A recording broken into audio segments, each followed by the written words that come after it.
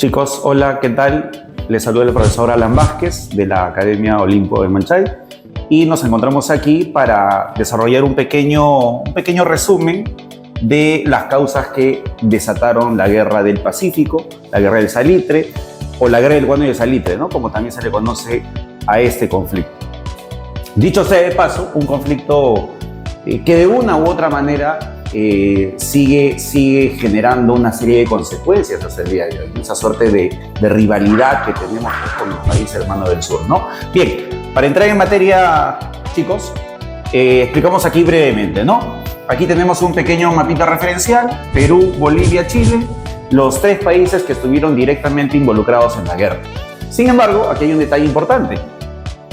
Fuera de estos tres países que estuvieron involucrados en la Guerra de Salitre entre 1879 y 1883, también hay otro país más. Un país del que no se suele hablar mucho, ¿no? Pero que en realidad tuvo una participación vital, una participación gravitante en esta guerra.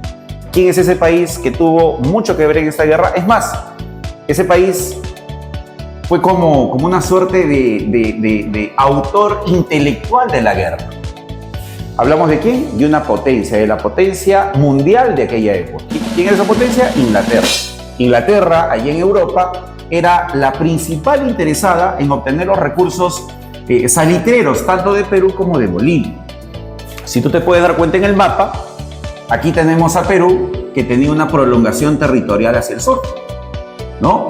Hoy en día ya no tenemos estos territorios, ¿no? Porque estos territorios pues nos lo arrebataron los chilenos.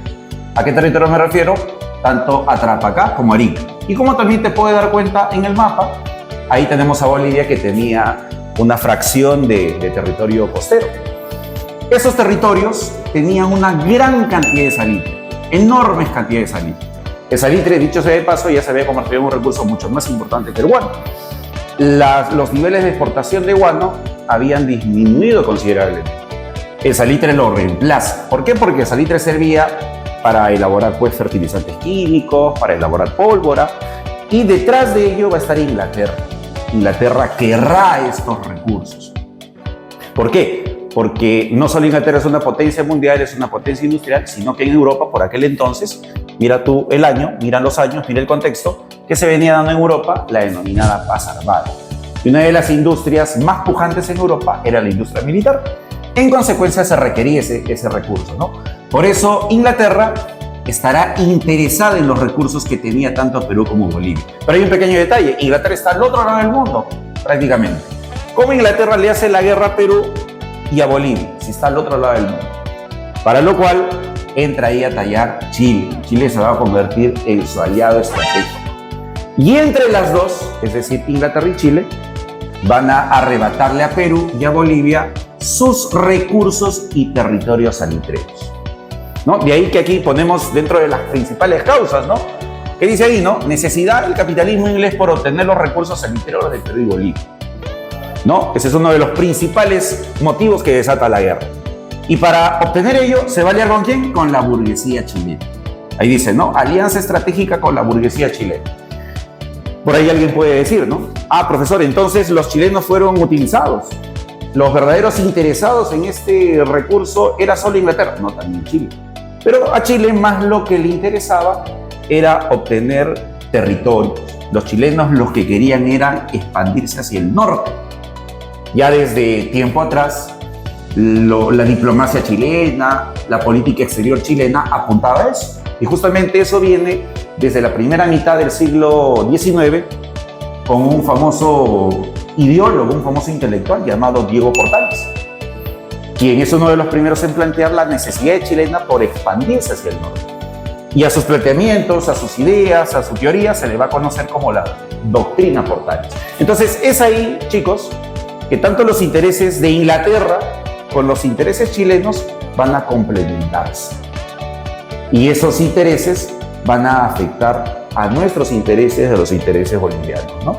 Sin embargo, también hay otra causa muy importante, que es los propios intereses que tenían los peruanos, los propios intereses que tenían los bolivianos por conservar sus recursos, explotar sus recursos.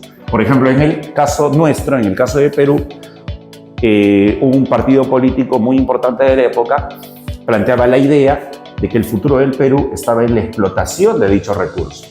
¿A qué partido me refiero? Al Partido Civil, ¿no? Entonces, ¿quiénes también van a motivar el estallido de esta guerra? Los grupos de poder tanto peruanos como los grupos de poder tanto bolivianos. En el caso de Perú, el Partido Civil, y en el caso de Bolivia, por ejemplo, el gobierno de Hilario Daza, ¿no? Y todos estos elementos se van a mezclar y van a desatar una de las guerras más trágicas que hemos tenido en nuestra historia republicana. Una guerra que trajo terribles consecuencias, no solo la pérdida de territorios, no solo el daño a nuestra economía, a nuestro aparato productivo, sino la muerte de muchísima gente inocente, ¿no? Y de una u otra manera, a pesar del tiempo transcurrido, hasta el día de hoy pues hay una serie de huellas ahí de esta guerra, ¿no? De heridas que todavía no han cerrado muy bien, no han cicatrizado muy bien, ¿no? Prueba de ello es esa rivalidad que en cierta medida tenemos hasta el día de hoy con nuestro hermano país de Chile, ¿no? Bien, muchachos, eso más o menos es un pequeño resumen de lo que fue la Guerra del Pacífico, ¿no? O la Guerra del Salitre. Muchas gracias por su atención, cuídense mucho, nos estamos viendo en otro momento.